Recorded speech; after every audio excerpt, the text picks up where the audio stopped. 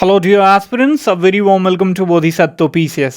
My dear friend, as you know, 69 BPSC pre has been concluded successfully by BPSC. प्रशंसनीय कार्य है, लेकिन question का टफनेस जो है इस बार काफ़ी ज़्यादा था। 68 BPSC या 67 BPSC की बात करें तो अब तक का सबसे कठिन पेपर है बीपीएससी का। काफ़ी ज़्यादा लेंदी पेपर है। कुछ क्वेश्चन आसान थे, लेकिन मॉडरेट टू हार्ड प्रश्नों की संख्या काफ़ी अधिक थी। इसमें हम कट ऑफ की भी बात करेंगे कि कट ऑफ इस बार 69 बीपीएससी प्री के लिए कितना जा सकता है लास्ट में, और साथ में जब पहले आंसर एनालिसिस करेंगे तो देखते जाएंगे कि क्वेश्चन का स्टैंडर्ड कैसा है और कहाँ से क्वेश्चन इस बार बीपीएससी ने बहुत ज़्यादा पूछा है। ठीक है, तो शुरू से लेकर लास्ट तक एक्यूरेसी जो है ये 99% एक्यूरेसी के साथ ये क्वेश्चन काफ़ी समय लेके पूरा क्वेश्चन और आंसर रिसर्च करके आपके सामने ये वीडियो प्रस्तुत कर रहा हूँ। तो शुरू से लेके लास्ट तक जरूर देखना, और चैनल पे नए हैं तो चैनल को सब्सक्राइब करके बेल का आइकन जरूर दबा देना। देखिए, पहला प्रश्न है, निम्नलिखित कथनों पर विचार कीजिए। भारत में बाबर के आगमन के कारण, देखिए ये मैं इसका ये डी वाला जो है डी सीरीज का पेपर है, तो इसको ध्यान में रखना। जिनका डी है और जिनका नहीं भी है ABC है तो वो अपने अनुसार जो है क्वेश्चन के अनुसार उसे देख लेंगे। पहला क्वेश्चन कि भारत में बाबर के आगमन के कारण हुआ। उप महाद्वीप में बारूद का आगमन हुआ। क्षेत्र में वास्तुकला में मेहराब और गुबंद का परिचय हुआ। प्रदेश में तैमूरिड राजवंश की स्थापना हुई। युद्ध में तोपों की शुरुआत हुई। तो देखिए, युद्ध में तोपों की शुरुआत बाबर ने करी थी। प्रदेश में तैमूरिड राजवंश की भी स्थापना करी थी। ठीक है, तो इसका जो सही उत्तर होगा वह ए होगा, 3 और 4। बाकी ये जो थे ये भारत में पहले से भी विद्यमान थे, तो इसका सही उत्तर क्या होगा? ए होगा, 3 और 4, तो एक का ए होगा। दूसरा प्रश्न है कि निम्नलिखित में से किस बंदरगाह को मुगल काल के दौरान बाबुल मक्का या मक्का का द्वार कहा जाता था? ठीक है, तो देखिए ये क्वेश्चन ट्रिकी क्वेश्चन है। यदि आप दिमाग लगाओगे तो आपको पता चल जाएगा। सूरत को कहा जाता था। ठीक है, मक्का का द्वार किसे बोला जाता था? सूरत को। तो 2 का आंसर क्या हो जाएगा? आपका ए हो जाएगा।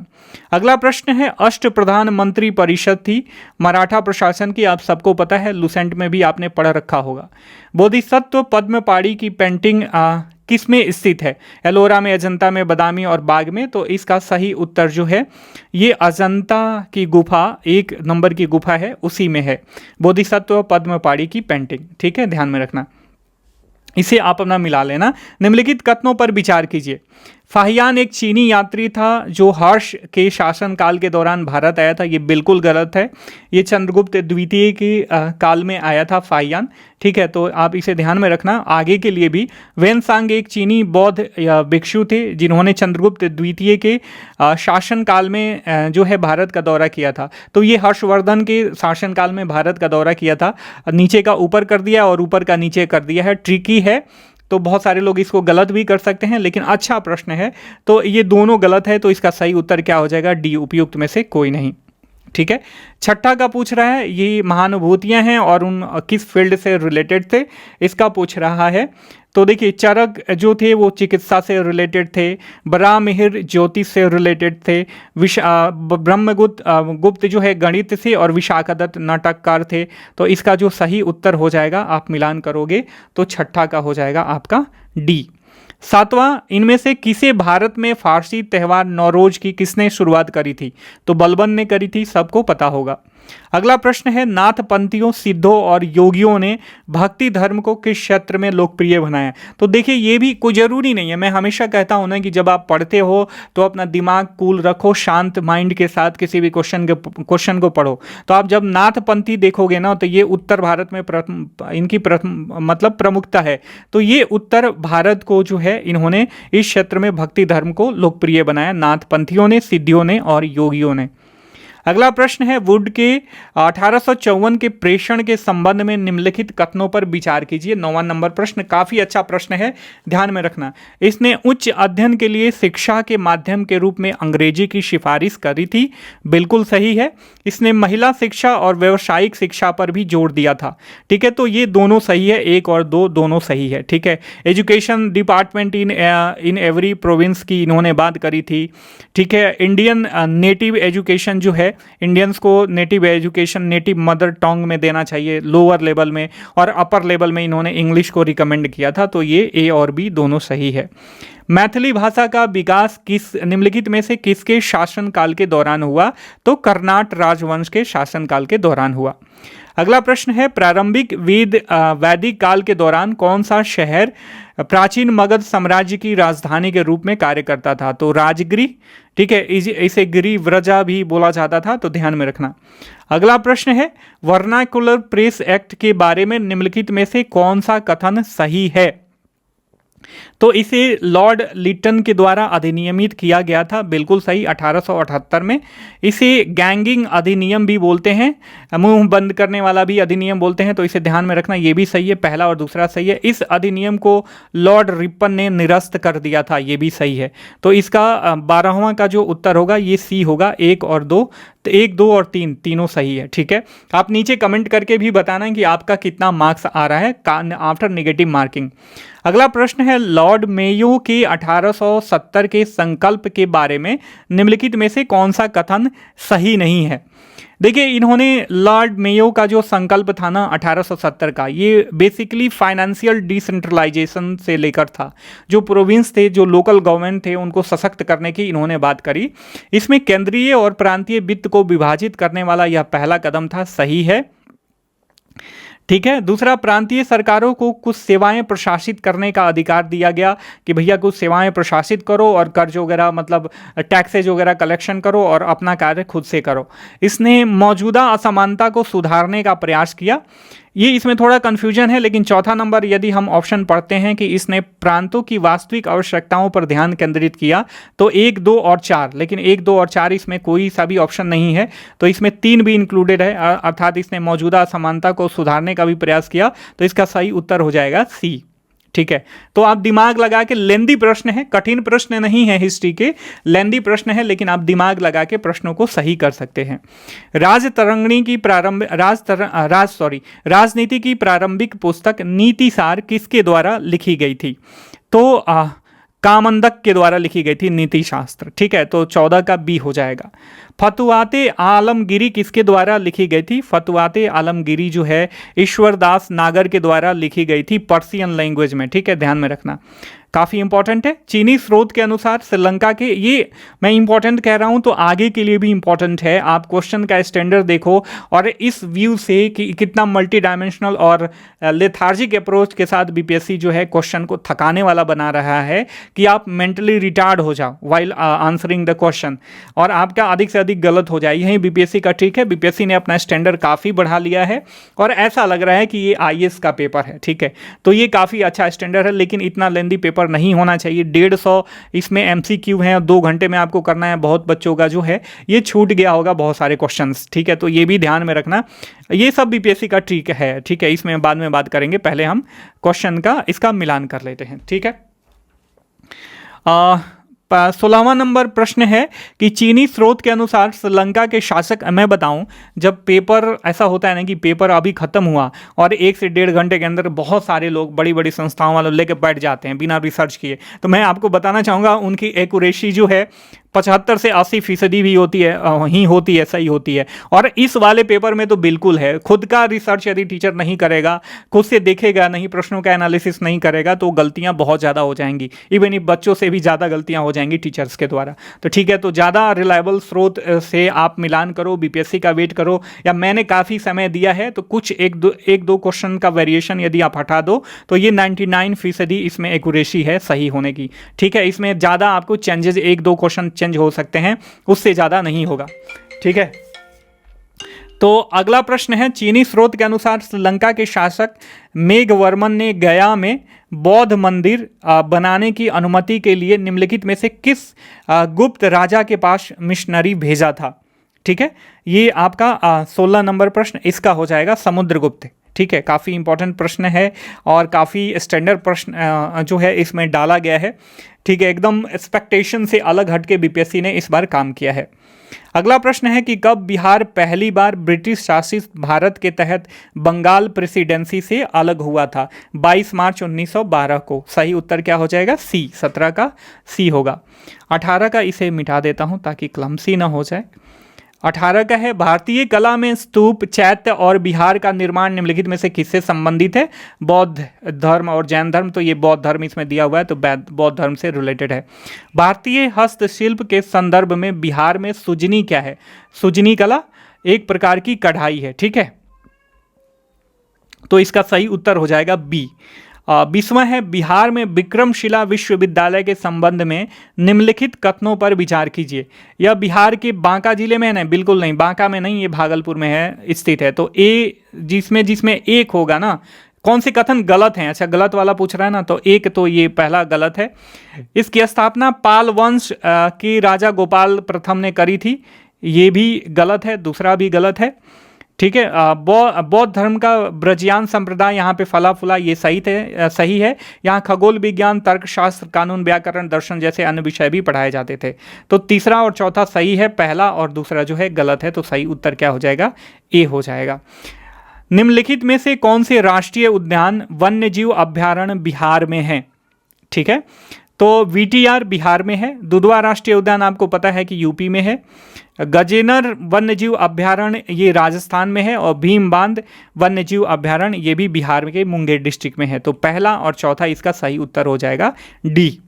गैंगेटिक डॉल्फिन के संबंध में निम्नलिखित कथनों पर विचार कीजिए। कई बार आईएएस में पूछा जा चुका है, काफी इंपॉर्टेंट प्रश्न है। ऐसा लग रहा है कि उठा के डाल दिया आईएएस का सीधे सीधे प्रश्न।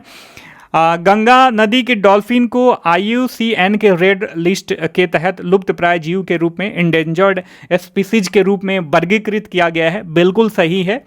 इसमें कोई क्रिस्टलीय नेत्र लेंस नहीं होता, जिसे ये प्रभावी रूप से अंधे होते हैं। ठीक है, ये ध्यान में रखना, ये अंधे होते हैं और इकोलोकेशन का उपयोग करके आगे बढ़ते हैं और शिकार करते हैं। तो 1 2 3 ये सही है और इसे भारत के राष्ट्रीय जलीय जीव के रूप में भी मान्यता प्राप्त है। तो 1 2 3 4 उपरोक्त सभी सही है। ठीक है। अगला प्रश्न है, गंडक नदी का दूसरा नाम क्या है? नारायणी। आसान प्रश्न है। बिहार में निम्नलिखित में से किस जिले में सोना पाया जाता है? जमुई में काफी ज्यादा डिपॉजिट पाया गया है यहाँ पे। त्रिवेणी नहर का निर्माण किस नदी पर किया गया है? तो ये गंडक नदी पे किया गया है। ठीक है, आगे बढ़ते हैं। 26 नंबर प्रश्न पे आ जाएंगे। देखिए, घाना तट पर सोने के समृद्ध प्लेसर जमाव पाए जाते हैं और ब्राजील में सोने की शिराएं पाई जाती हैं।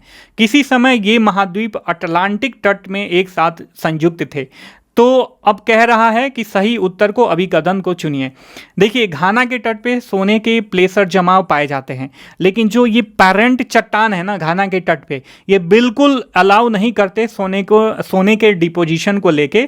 तो ऐसा कहा जाता है कि जब अटलांटिक तट में किसी समय में महाद्वीप अटलांटिक तट में एक साथ संयुक्त थे, तो ब्राजील के सोने की शिराएं भी यहाँ तक विस्तृत थी। तो ए और आर दोनों सही है और आर ए की सही व्याख्या करता है। डी जो है इसका मेरे हिसाब से सही उत्तर होना चाहिए। तो 26 का इसका डी हो जाएगा। 27 की बात करें तो 27 का सही उत्तर होगा, बिहार की भौगोलिक संरचना चट्टानी प्रणालियों से बनी है। चट्टानी प्रणालियों के उनके विवरण से मिलान कीजिए। तो इसका 27 का सही उत्तर हो जाएगा आपका डी। ठीक है, ध्यान में रखना। आगे बढ़ते हैं। 28 निम्नलिखित में से कौन सा समुद्री जैव विविधता के दृष्टिकोण से दुनिया का सबसे समृद्ध क्षेत्र है? जिसमें ज्वारनदमुख समुद्र तट, निकट तटीय पर्यावरण के जंगल, समुद्री घास, प्रवाल भित्तियां, नमक दलदल और मैंग्रोव के साथ 21 द्वीप शामिल हैं। तो इसका सही उत्तर होगा मन्नार की खाड़ी बायोस्फीयर रिजर्व। ध्यान में रखिएगा। अगला प्रश्न है कि 90 डिग्री पूर्वी देशांतर पर स्थित थिम्पू भूटान का स्थानीय समय निर्धारित कीजिए जब ग्रीनविच पर दोपहर में 12 बजे का समय है। ठीक है, तो देखो 90 डिग्री पूर्वी देशांतर और ग्रीनविच का 0 मानते हैं, तो 90 और 90 तक जाएगा, 0 से 90 तक। और 1 डिग्री का कितना होता है? 4 मिनट। तो ये कितना हो जाएगा? 90 × 4 360 मिनट के बराबर हो जाएगा। और 60 से इसे डिवाइड कर दोगे तो ये 6 घंटा हो जाएगा। तो चूंकि ये नून है, दोपहर है, 12 बजे का दिन, तो ये क्या हो जाएगा? 6 बजे शाम हो जाएगा। ठीक है, 6 PM। ठीक है, ध्यान में रखना, इस बंदे का सही है जिसका भी ये कॉपी है। निम्नलिखित में से कौन सा कथन सही है? अब्रख कोडरमा में पाया जाता है। बिल्कुल सही है। कडप्पा श्रृंखला हीरो के लिए प्रसिद्ध है। गलत है। इसका सही उत्तर हो जाएगा ए। 30 का ए हो जाएगा इसका सही उत्तर। 31वां ग्लोब पर 1 डिग्री के अंतराल पर खींची गई अक्षांश रेखाएं कितनी हैं? ठीक है। तब देखो जब ग्लोब पर अक्षांश रेखाएं की बात करते हैं तो 0 डिग्री को देशांतर मानते हैं, लेकिन इसे भी अक्षांश मानते हैं। तो 90 होता है, 0 डिग्री से 90 तक जाता है, तो 89 ऊपर हो गया और 89 ऊपर हो गया, एक एक डिग्री के अंतराल पे करेंगे तो ये कितना हो जाएगा, 9 9 18, 8 8 16 और एक 17 और एक ये 0 डिग्री अक्षांश को ऐड कर लोगे तो 179 के बराबर हो जाएगा। सही उत्तर हो जाएगा इसका 31 का ए, 179। कोसी मैदान की मध्य समुद्र तल से औसत ऊंचाई है। ये मैं इसमें थोड़ा सा कंफ्यूज हूँ इस समय, आपको यदि पता है तो नीचे कमेंट करके बताओ। अगला प्रश्न है, किस पठार पर कर्क रेखा भारतीय मानक समय रेखा एक दूसरे को काटती है? तो देखो ये ना कोरिया डिस्ट्रिक्ट में काटती है, बैकुंठपुर रीजन में, जो कि छत्तीसगढ़ में है। तो मेरे हिसाब से ये बघेलखंड का एरिया होना चाहिए, ठीक है, बघेलखंड का एरिया बी, 33 का बी इसका सही उत्तर होगा, ठीक है। बुंदेलखंड तो बिल्कुल नहीं होगा, बुंदेलखंड तो इधर है यूपी और वहाँ पे एमपी का कुछ हिस्सा, तो ये बघेलखंड होगा। उत्तराखंड में कौन सा जिला तिब्बत सीमा से नहीं लगता? अल्मोड़ा, चमोली, उत्तरकाशी। तो देखिए अल्मोड़ा जब आप देखते हो बहुत बिहारी लोग जाते हैं, मतलब जो कारपेंटर का काम करते हैं वो अल्मोड़ा जाते हैं, तो अल्मोड़ा कम से कम ये मैदानी इलाका है और ऊपर का ये तिब्बती एरिया जो है ये नहीं है। देखिए उत्तरकाशी आप देखोगे मैप में तो उत्तरकाशी, चमोली और पिथौरागढ़, ये 3 डिस्ट्रिक्ट हैं जो तिब्बत से जुड़ते हैं, ठीक है। तो इसका सही उत्तर हो जाएगा अल्मोड़ा, 34 का ए। 35 एल नीनो धारा कहाँ प्रभावित होती है? प्रशांत महासागर में। अगला प्रश्न है, सतह क्षेत्रफल के हिसाब से विक्टोरिया झील दुनिया की तीसरी सबसे बड़ी मीठे पानी की झील है। बिल्कुल गलत, ये दूसरी सबसे बड़ी मीठे पानी की झील है सरफेस एरिया के हिसाब से, ठीक है, काफ़ी इंपॉर्टेंट है। यह अफ्रीका के महान झीलों में से एक है, बिल्कुल सही। इसकी सीमा 4 देशों तंजानिया, युगांडा, रवांडा और केन्या से लगती है।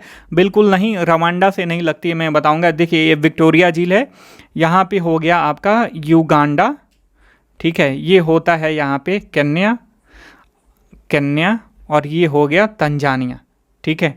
और रवांडा जो है यहाँ से थोड़ा सा, रवांडा यहाँ से है, तो रवांडा नहीं, युगांडा, केन्या और तंजानिया, तो 3 देशों से मिलती है, न कि 4 देशों से।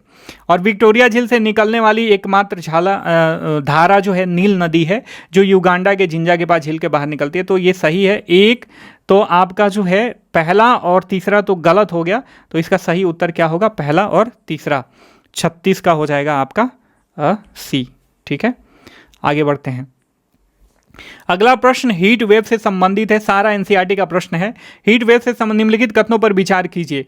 यदि किसी मैदानी इलाकों का अधिकतम तापमान कम से कम 30 डिग्री या उससे अधिक तक पहुंच जाता है तो उसे हीट वेव माना जाता है।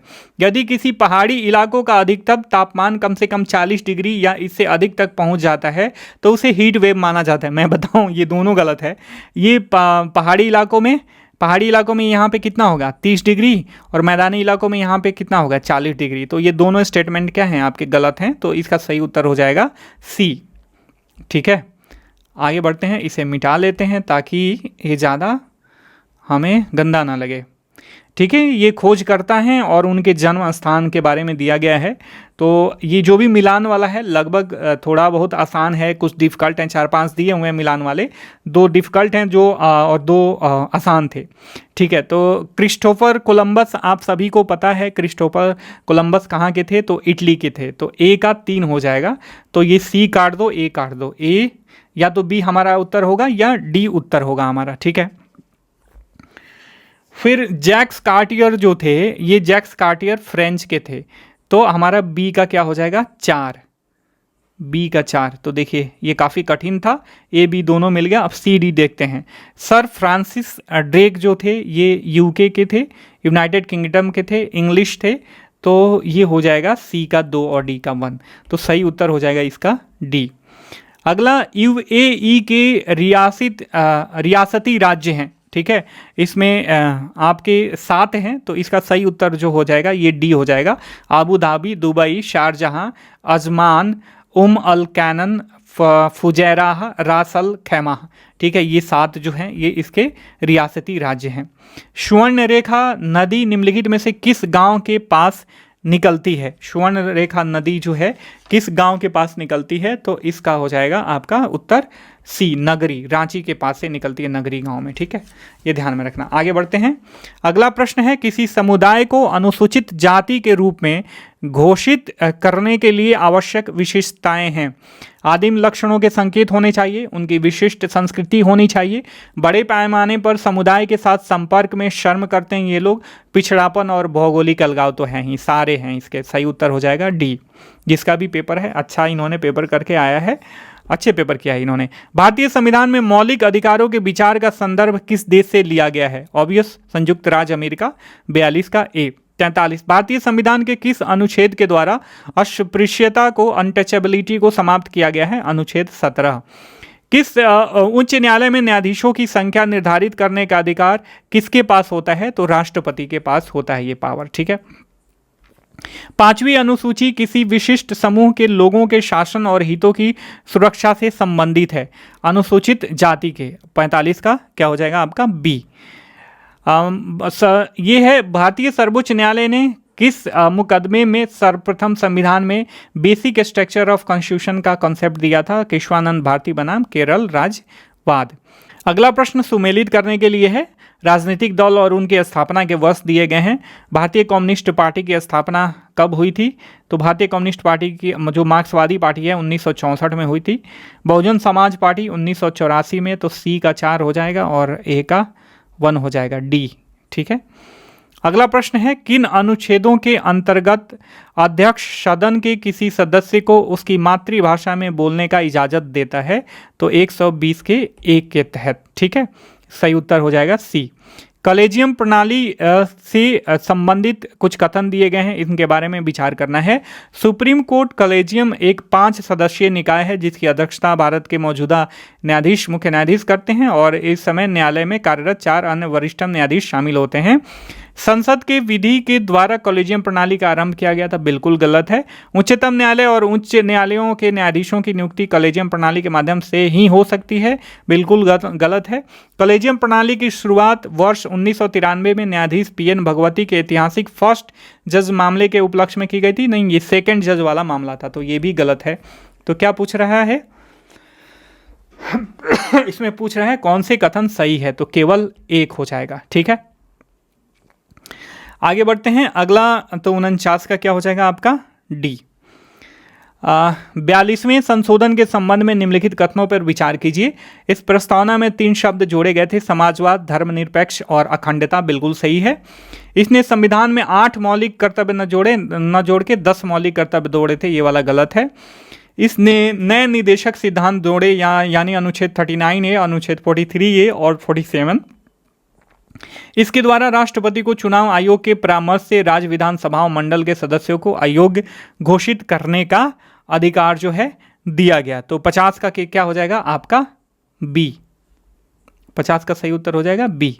ये क्या कह रहा है, कौन से गलत हैं? तो बी इसका हो जाएगा। 2 और 3 जो है गलत है, ये नहीं जोड़ा गया था। ठीक है, तो इसका सही उत्तर बी हो जाएगा। शोधन अक्षमता एक अवस्था है जबकि दिवाला निष्कर्ष, जबकि ये उल्टा होता है। शोधन अक्षमता क्या है? निष्कर्ष होता है और दिवाला अवस्था होता है, तो ये वाला गलत है। भारतीय दिवाला शोधन अक्षमता बोर्ड दिवाला शोधन अक्षमता कारोबारी की देखरेख के लिए एक जिम्मेदार निकाय है, ये सही है। इसका सही उत्तर क्या होगा? कौन सा प्रश्न है? 51 का सही उत्तर हो जाएगा बी, केवल 4। अगला प्रश्न, औद्योगिक नीति संकल्प किस वर्ष अपनाया गया था? तो औद्योगिक नीति संकल्प जो है 1956 में अपनाया गया था। आगे बढ़ते हैं। 53वां, उत्पाद संबंध प्रोत्साहन PLI योजना के बारे में निम्नलिखित कथनों पर विचार कीजिए। मैंने पढ़ाया था अपने बच्चों को जो करंट अफेयर्स, और इस बार करंट अफेयर्स ना अक्टूबर 2022, नवंबर 2022 और दिसंबर 2022 से अधिक पूछे गए हैं, तो ध्यान में रखना। बहुत सारे लोग इस बार जो है केवल 4 महीने का, और सब लोग कह भी रहे थे कि 4 महीने 5 महीने का पूछता है, लेकिन BPSC ऑब्वियस अपना ट्रेंड खुद चेंज कर रहा है, अपना स्केल ऑफ हाई कर रहा है और पीछे 1 साल का पूरा करंट अफेयर्स पूछा है। यह योजना घरेलू विनिर्माण को बढ़ावा देने, मोबाइल फोन विनिर्माण तथा निर्दिष्ट इलेक्ट्रॉनिक घटकों में बड़े निवेश को आकर्षित करने के लिए उत्पादन से जुड़े प्रोत्साहन की पेशकश करती है। इस योजना में आवेदकों की 2 श्रेणियां हैं, वैश्विक कंपनियां और घरेलू कंपनियां। यह योजना पात्र लाभार्थियों को 6 वर्षों की अवधि के लिए भारत में निर्मित लक्ष्य श्रेणी में शामिल वस्तुओं की शुद्ध वृद्धि शत बिक्री पर 8% का औसत प्रोत्साहन प्रदान करती है। तो ये 8% नहीं, ये जो है 4 से 6% के बराबर होता है। ठीक है, तो ये तीसरा हमारा तो एक गलत मिल गया। PLI के तहत लक्ष्य श्रेणी में लैपटॉप, टैबलेट और ऑल इन और ये सारी चीज़ें शामिल हैं। तो इसमें से कौन सा गलत है? तो तीसरा तो बिल्कुल गलत है। तो इसका सही उत्तर जो है 53 का सही उत्तर क्या हो जाएगा? सी। ठीक है, 2 और 3 जो है इसके गलत हैं। ठीक है, 2 और 3 गलत हैं, तीसरा का क्या हो जाएगा? सी। स्वामित्व योजना के संबंध में निम्नलिखित कथनों पर विचार कीजिए। बहुत हल्ला मेरा मतलब शोर शराबा हुआ था स्वामित्व योजना को लेके।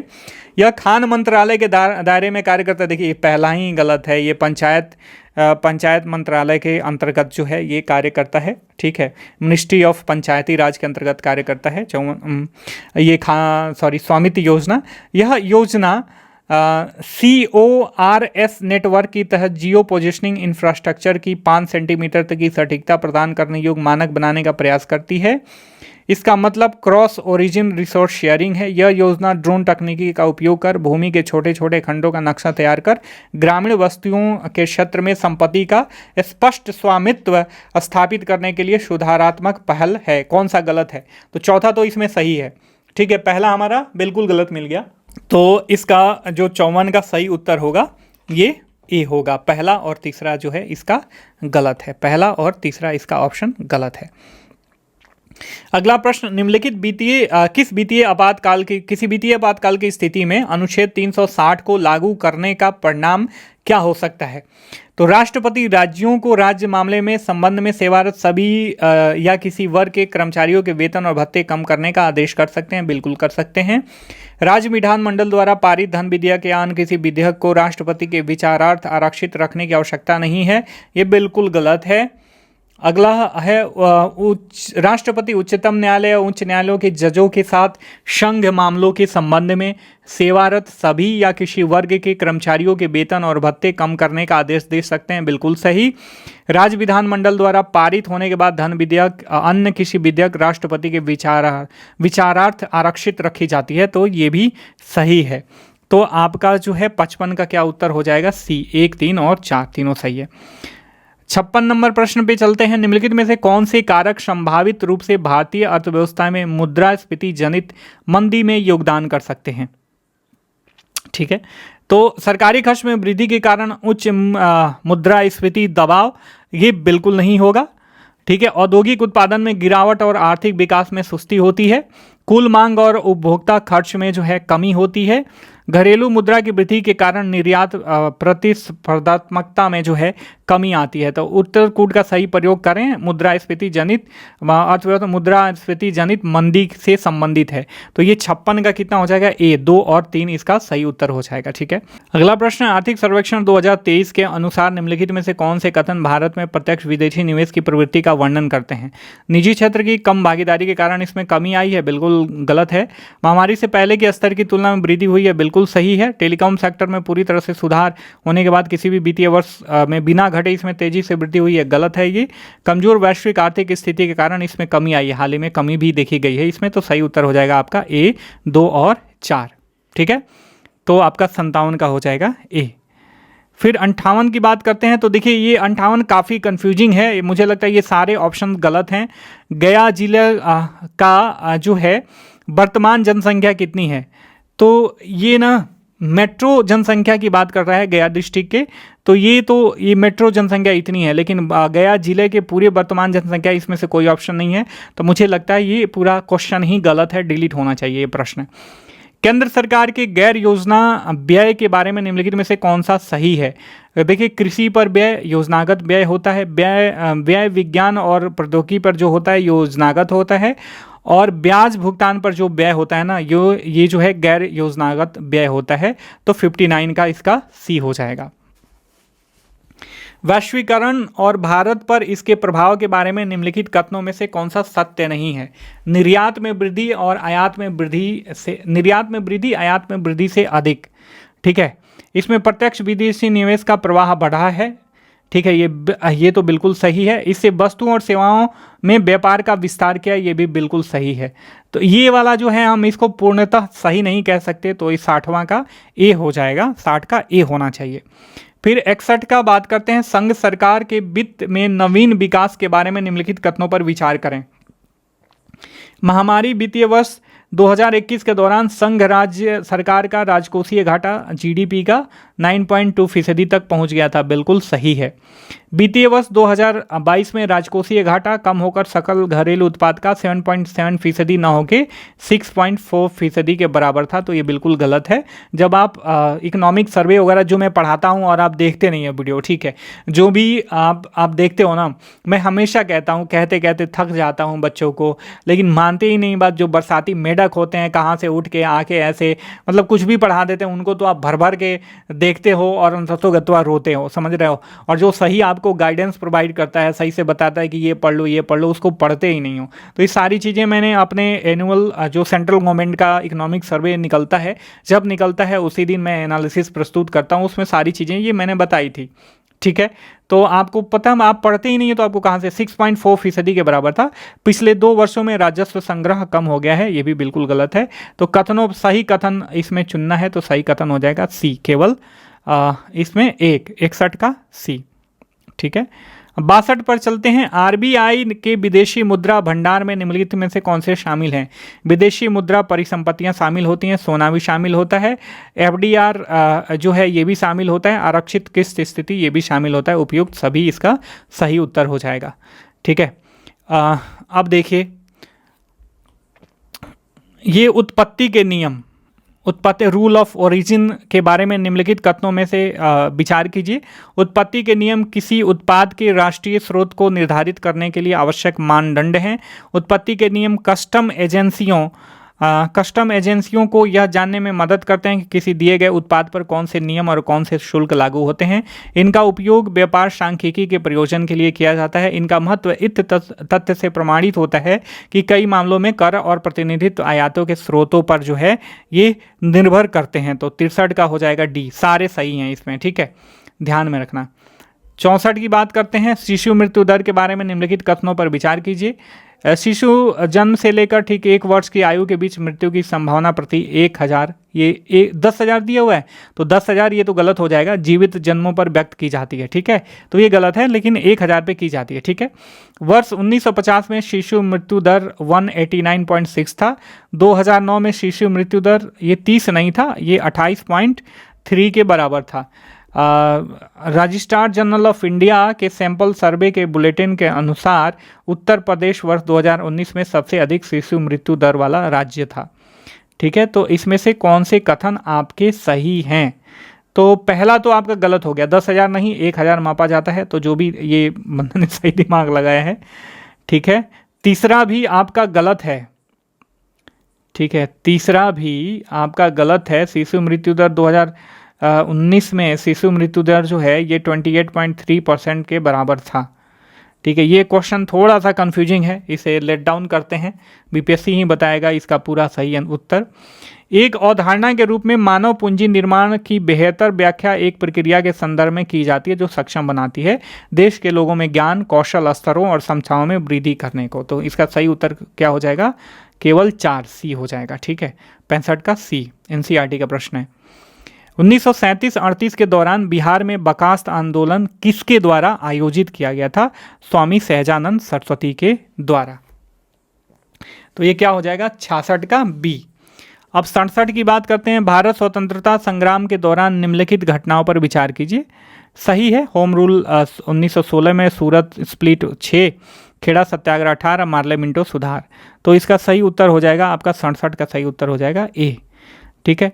लॉर्ड लिटन निम्नलिखित में से किससे संबंधित नहीं थे? तो एल्बर्ट बिल विवाद से संबंधित नहीं थे, ये रिपन एल्बर्ट बिल विवाद से संबंधित थे, न कि लिटन। सही उत्तर हो जाएगा सी, ठीक है। फिर आ जाते हैं आपका ये 67, 68, 69 पे।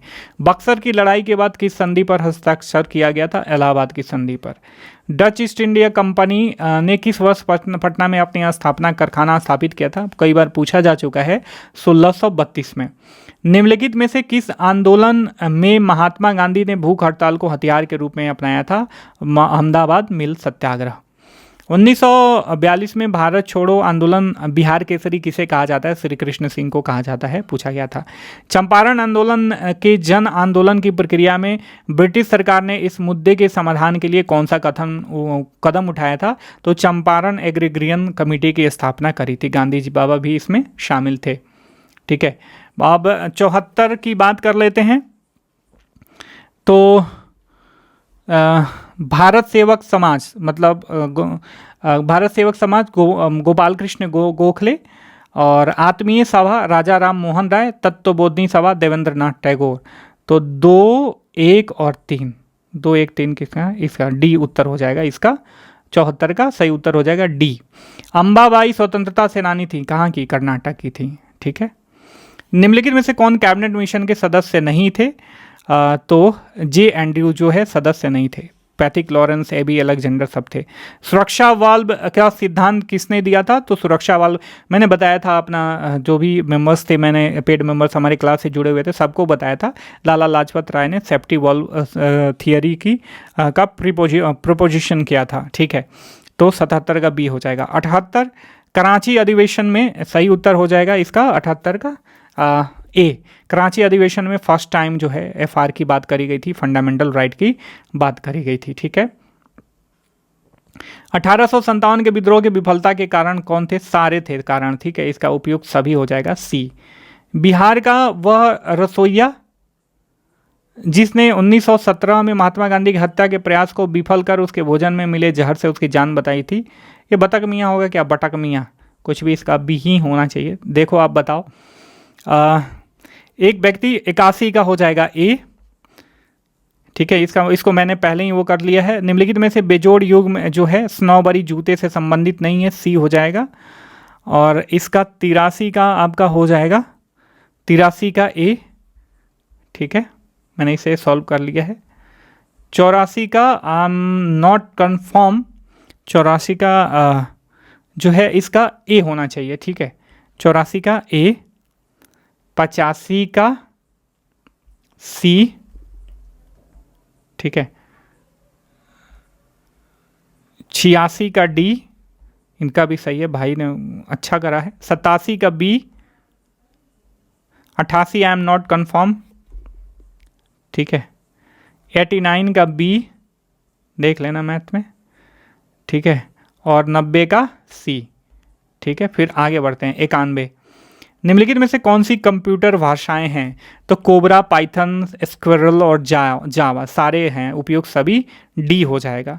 फिर 92 नंबर आ जाते हैं चैट जीपीटी में। जीपीटी का फुल फॉर्म क्या होता है? जीपीटी का जनरेटिव प्री ट्रेड ट्रांसफ़र होता है, 92 का सी हो जाएगा। ठीक है, निम्नलिखित में से कौन सी जीभ के स्वाद नहीं है? तो जीभ के स्वाद, इसका सही उत्तर हो जाएगा बी, 4 और 7, मसालेदार और तीखा।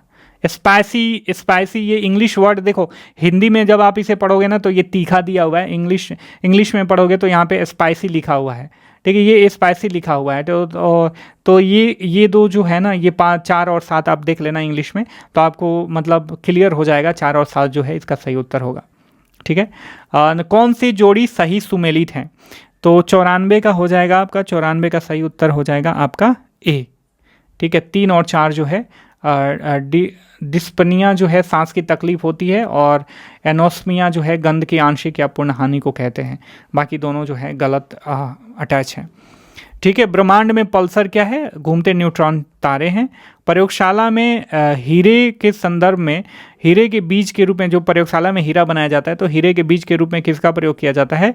ग्रेफाइट का प्रयोग किया जाता है। ठीक है, बुलेट प्रूफ जैकेट बनाने के लिए किसका कौन सा फाइबर यूज होता है? तो केवलर फाइबर का यूज करते हैं। ठीक है, HMX का फुल फॉर्म क्या होता है? हाई मेल्टिंग एक्सप्लोसिव, इसका क्या हो जाएगा? केवल ए। ठीक है, अक्टूबर 2022 में लॉन्च के लिए टेस्ला ह्यूमनॉइड रोबोट का नाम क्या है? ऑप्टिमस काफ़ी ज़्यादा चर्चा में रहा था। मैनहट्टन परियोजना 100 का हो जाएगा आपका। मैनहट्टन परियोजना किससे संबंधित है? तो ये एक अनुसंधान और विकास उपक्रम जिसने पहले परमाणु हथियार का उत्पादन किया गया था, ठीक है। तो मैनहट्टन परियोजना उसी से संबंधित था। अवतल दर्पण द्वारा बनाया गया प्रतिबिंब वास्तविक, उल्टा और वस्तु के आकार का बराबर होता है। वस्तु की स्थिति कैसी होनी चाहिए? तो फोकस और वक्रता केंद्र के बीच होनी चाहिए। फोटो इलेक्ट्रिक सेल एक उपकरण है जो प्रकाश ऊर्जा को विद्युत ऊर्जा में बदलता है। इसमें विलयन विलाय के प्रति इकाई आयतन के प्रति इकाई द्रव्यमान में उपस्थित विलय की मात्रा को रसायन के किस रूप में जाना जाता है? तो 103 का सही उत्तर हो जाएगा विलयन की सांद्रता, ठीक है। इस बार साइंस का क्वेश्चन था ना, ये 11th और 12 का पूछा गया है ज़्यादा बीपीएससी के द्वारा, ठीक है। बीपीएससी ने खूब छकाने की कोशिश करी है इस बार बच्चों को, और इवन इफ टीचर्स को भी। कोविड टीकाएं प्रतिरक्षी प्रतिक्रिया को कैसे उत्तेजित करती हैं? तो एंटीबॉडी के द्वारा, SARS-CoV-2 वायरस के खिलाफ एंटीबॉडी प्रवेश करा के, ठीक है। तो इसका सही उत्तर हो जाएगा 104 का सी, ठीक है। निम्नलिखित में से कौन सा तरल बिजली का कुचालक है? ये सारे सुचालक हैं, उपयुक्त में से कोई नहीं होगा। 105 का डी।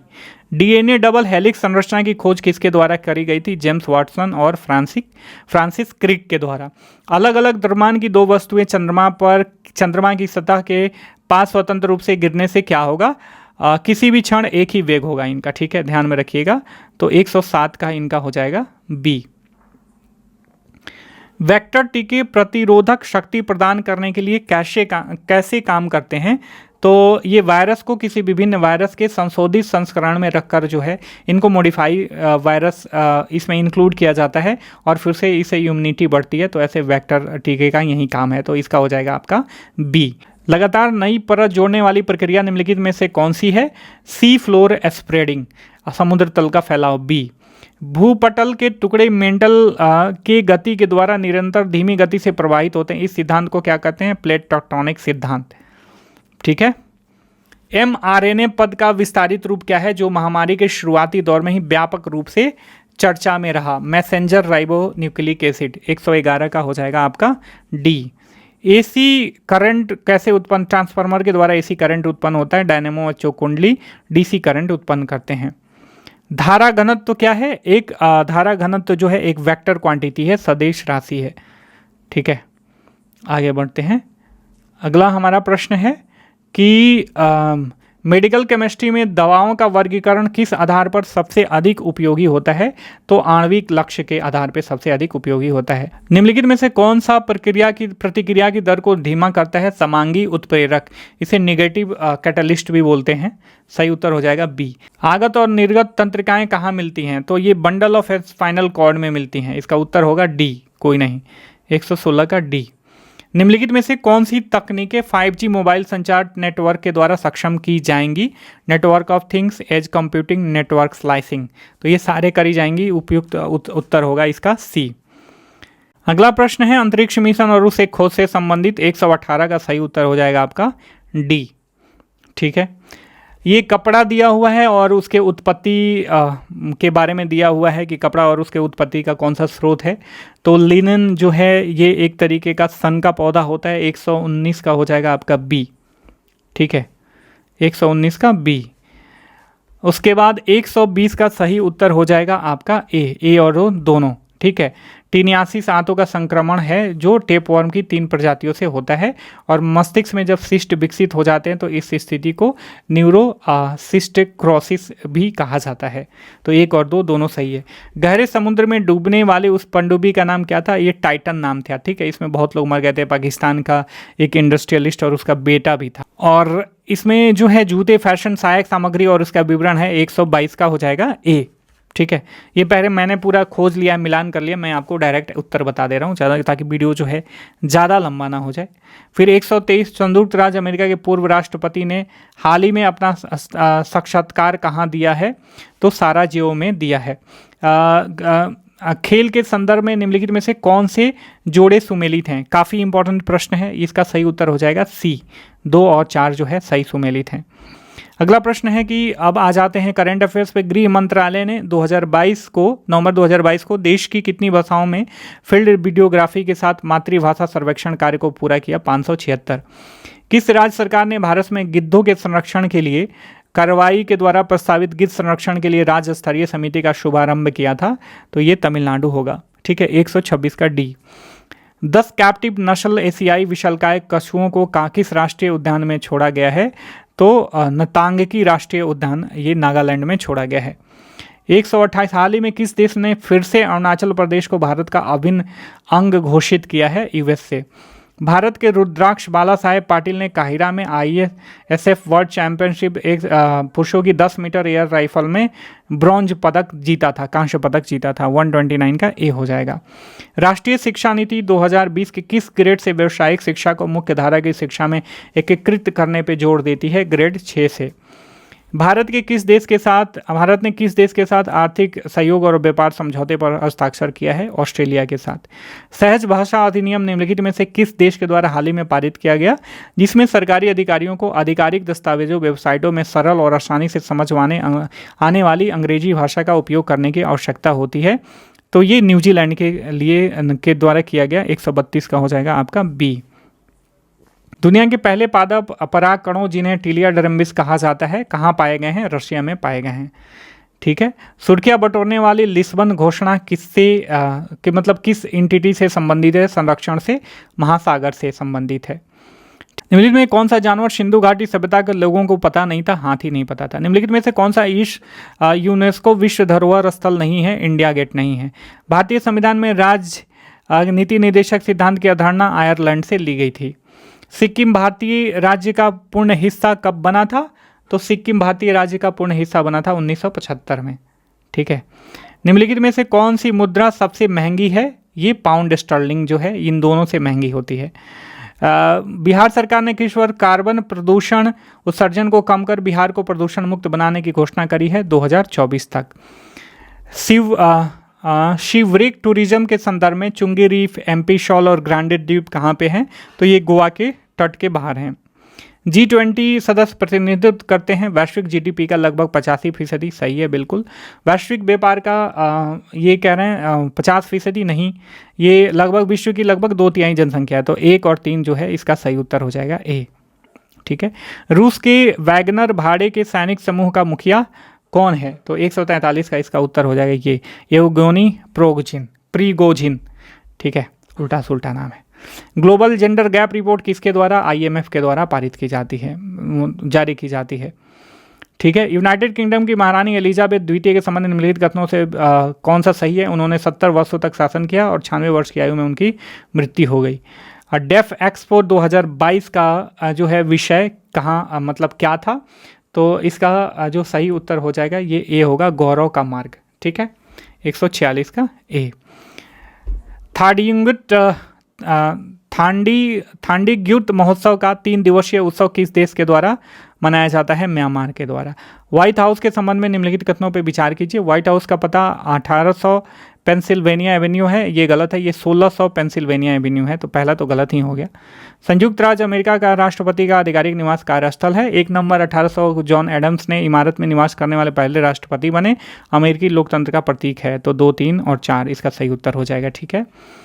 नेट मॉनिटरिंग को कभी कभी समाचारों में किसके संदर्भ में देखा जाता है? तो ये एक बिलिंग तंत्र जो सौर ऊर्जा प्रणाली मालिकों को ग्रिड से जोड़ी गई बिजली का श्रेय देता है। ठीक है, इसका बी हो जाएगा। अगला ये रंग और उनके संयोजन से संबंधित है, तो 150 का ये जो है इसका सही संयोजन है। तो ये था पूरे 150 प्रश्नों का एनालिसिस।